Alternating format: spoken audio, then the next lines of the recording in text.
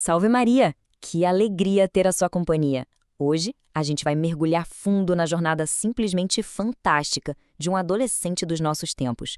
Um jovem que está a caminho de se tornar santo.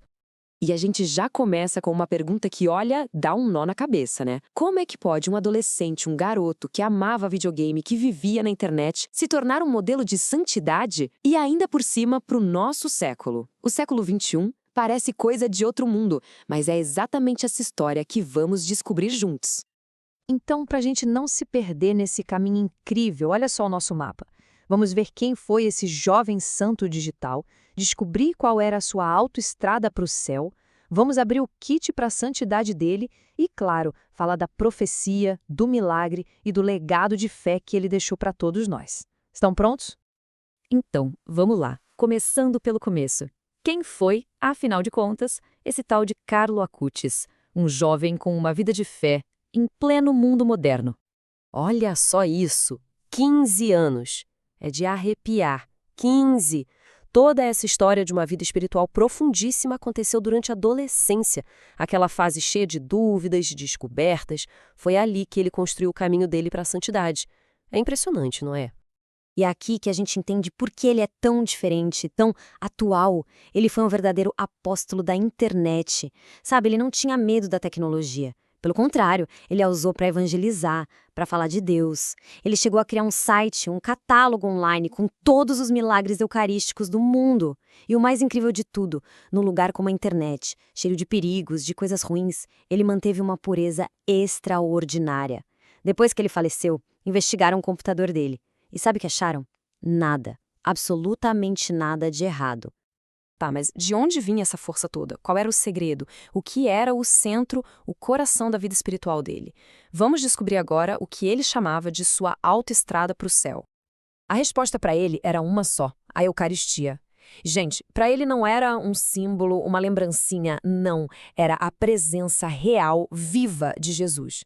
Ele ficava indignado. Sabe, ele dizia: como pode ter fila para show, para jogo de futebol, e as igrejas onde Jesus está de verdade ficam vazias?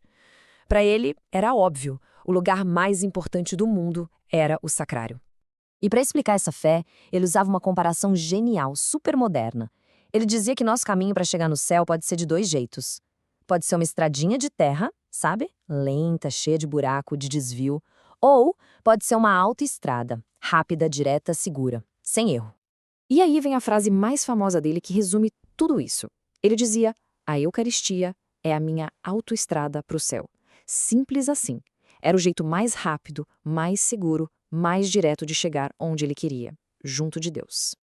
Ok, a gente já entendeu a teoria. Mas e na prática? Como ele vivia isso no dia a dia? Bom, ele mesmo montou o que chamava de seu kit para a santidade. Vamos dar uma espiada no que tinha dentro desse kit. Olha que simples e ao mesmo tempo que profundo. Primeiro de tudo, querer, ter um desejo ardente de ser santo. Depois, uma rotina de amor, confissão toda semana para limpar a alma, comunhão todos os dias, a tal da autoestrada, passar um tempo com Jesus na adoração eucarística e, claro, rezar o terço diariamente com Nossa Senhora. Um verdadeiro plano de batalha espiritual. E o mais legal é que essa fé toda não ficava só dentro da igreja. Ela transbordava para a vida real, em gestos concretos. Na caridade, por exemplo, ele chegou a dar os próprios sapatos para um morador de rua. No apostolado, o exemplo dele era tão forte que seu funcionário, que era hindu, pediu para ser batizado. E na simplicidade, mesmo a família dele tendo uma boa condição, ele vivia desapegado de tudo, sempre doando o que ganhava. E agora, a gente entra na parte final da vida dele aqui na Terra. Uma parte cheia de mistério, marcada por uma profecia e por uma conexão muito, muito forte com o nosso Brasil.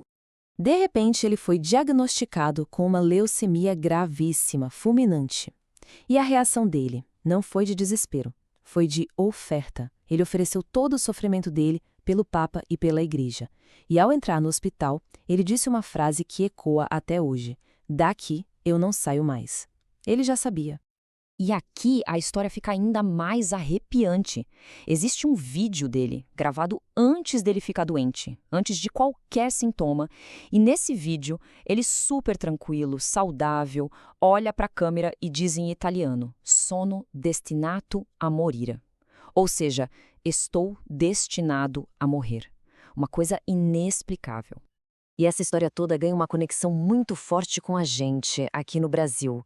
Uma coisa de Deus mesmo. Pensa só, ele, um italiano, morreu no dia 12 de outubro. O dia de quem? Da nossa padroeira, Nossa Senhora Aparecida. E mais, o milagre que fez ele se tornar beato aconteceu onde? Aqui, no Brasil. Não é à toa que nosso país é um dos lugares com a maior devoção a ele no mundo todo. Bom, depois de tudo isso, o que fica? Qual é o legado, a herança de fé que o caro Acutis deixou? E por que a história dele tão importante, tão necessária para os dias de hoje?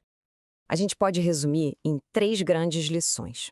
A primeira, a santidade é possível, sim, é para todo mundo, de calça jeans e tênis, inclusive para os jovens. Segunda lição, a tecnologia, a internet, não precisa ser uma vilã. Ela pode e deve ser uma ferramenta poderosa para a gente espalhar o bem. E a terceira, não precisa de coisas mirabolantes. Uma vida espiritual simples, mas constante e com amor, pode levar a uma santidade extraordinária. E a gente termina com essa reflexão. O Carlo encontrou a autoestrada dele na Eucaristia. A pergunta que a vida dele deixa pra gente é: nesse nosso mundo digital tão cheio de caminhos e distrações, qual é a nossa autoestrada? Qual é o caminho direto que leva ao nosso propósito mais verdadeiro?